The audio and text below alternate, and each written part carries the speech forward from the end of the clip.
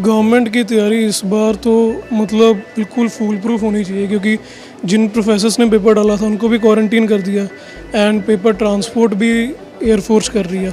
उसके बाद उनको बैंक के अंदर पेपर्स को रखा जा रहा है, तो सारे एरियाज इधर से पेपर लीक हो सकता था वो तो गवर्नमेंट ने मिटा दिए हैं।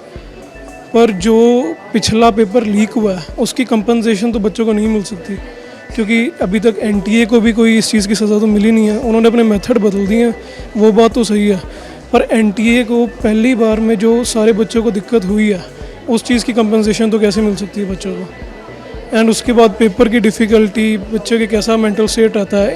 पेपर जिसका बढ़िया हुआ है उसको तो 1 महीना प्रिपरेशन करना दोबारा बहुत डिफ़िकल्ट है उस बच्चे के लिए तो मतलब इन द सेंस कि ऐसे एनटीए ने अब स्टेप्स डिफरेंट बढ़िया लिए हैं सारा पेपर इंश्योर करने के लिए कि लीक ना हो, पर ये सब कुछ पहले से करना चाहिए था, क्योंकि सबसे मेजर इंडिया का एग्ज़ाम यही है एंड फ्यूचर के लिए भी सबसे ज़्यादा ज़रूरी एग्ज़ाम यही है। आप मतलब उम्मीद तो यही है कि ठीक रहना चाहिए, क्योंकि जिधर जिधर से लीक होने के चांसेस थे वो सारे गवर्नमेंट ने कर दिए हैं, उसको ठीक कर दिया, तो होना तो पेपर ठीक ही चाहिए।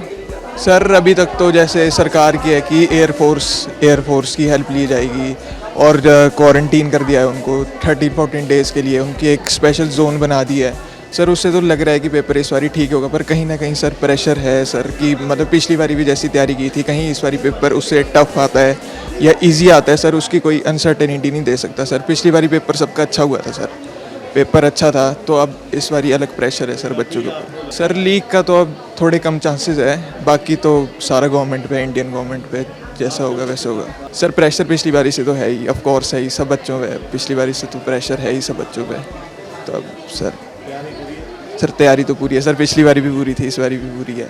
आई थिंक कि सरकार पहले भी कह रही थी कि पेपर लीक नहीं होएगा, बट हम सब यही होप कर रहे हैं कि पेपर लीक ना हो, क्योंकि फेयर मीन्स होना चाहिए ना एग्जामिनेशन का।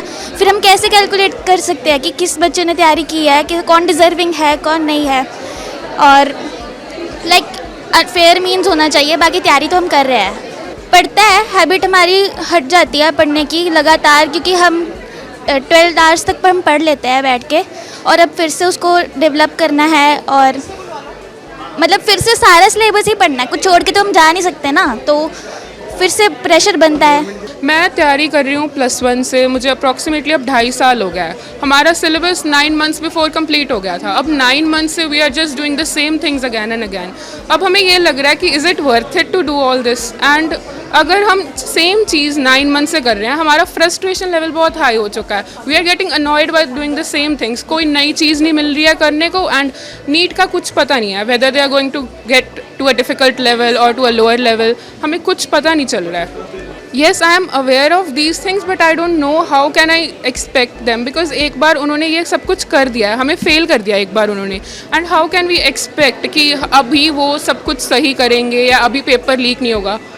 It can get leaked again, वो तो अभी 21st में कोई पता लगेगा, that we can't say anything about। मैंने पिछले साल 11th-12th में कोचिंग एज सच नहीं ली थी, मैंने इस पर ड्रॉप ईयर लिया था और अब मैंने प्रिपेयर किया था नीट के लिए। हाँ जी, ये अभी जो लीक हुआ था पेपर 2026 में, मैंने पेपर दिया था, और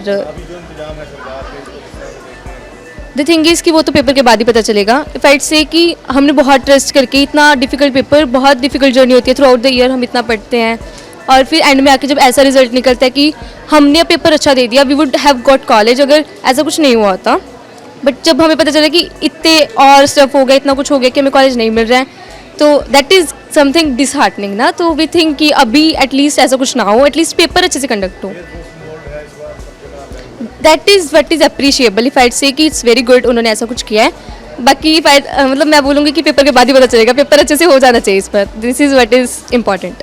इस बार बस यही होप है सारी कि सारा फेयरली कंडक्ट हो, बिकॉज पिछली बार जिस तरीके से बहुत ज़्यादा एग्ज़ाम बहुत सारी स्टेट्स में इंटर स्टेट लीक हुआ था, उस वजह से इस तरीके से था कि कुछ जो बच्चे डिज़र्व नहीं करते उनका भी हो रहा था क्लियर। तो आई थिंक कि जो बच्चे डिज़र्व करते हैं, जिन्होंने 2 साल या 1 साल जिन्होंने भी अच्छे से मेहनत करी है विद कंसिस्टेंसी, उनका नीट होना चाहिए जो मेहनत कर रहे हैं। उसके लिए बस यही सोच है कि इस बार अच्छे से हो जाए कंडक्ट, क्योंकि वो बोल तो पहले भी रहे थे कि अच्छे से होएगा कंडक्ट, क्योंकि ये चीज़ सिर्फ इस साल नहीं हुई, ये चीज़ 24 से चलती है, 24 में भी लीक हुआ था, तो उस चीज़ से इतना है कि शायद इस बार लीक ना हो, ये होप तो है, बाकी तो नीट के बाद ही पता चलेगा।